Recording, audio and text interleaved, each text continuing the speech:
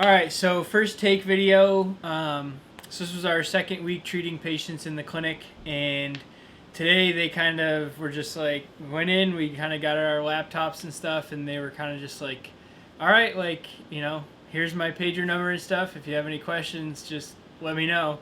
And kind of just like threw us out on our own. Whereas last week we had a buddy kind of stay with us and be there, in the room, or if we had questions, they were like right outside the room kind of thing. And today it was kind of just like, go out on your own and like let us know if you have questions, like try and see this many patients. So a little overwhelming. The day flew by. Felt like it, in the moment, I felt like I was doing everything super slow, but then the end of the day came and I was like, wow, it's already the end of the day.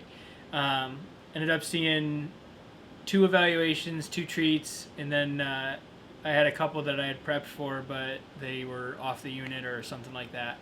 So about halfway to what they would expect for a full caseload, which is typically like 8, maybe 1 or 2 more or less, depending on the number of evals and treats. So 2 evals, 2 treats today.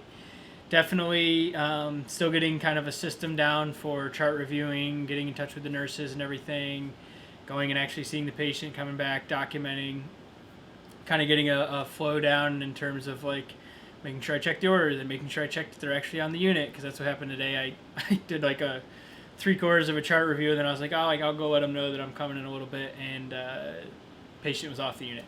But yeah, definitely was kind of overwhelming. It was like, wow, I've like got all this stuff I got to do, and I got to figure it all out right now because it's happening. Talked to my other resident. She kind of felt the same way. We were both like, today they kind of just threw us in, but it was good. I mean, that's how I learned the best, is kind of just being thrown into it. And they were good about checking in throughout the day on pager and stuff like that, making sure we were doing okay. Did skip lunch kind of.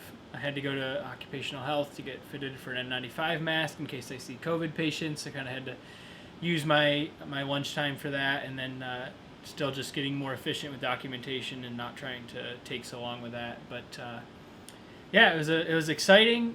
It was a little overwhelming, but not to the point where I feel out of place or anything like that. And still just kind of feels like just floating, going through it, and constantly always wondering, am I doing this right? Am I not doing this right?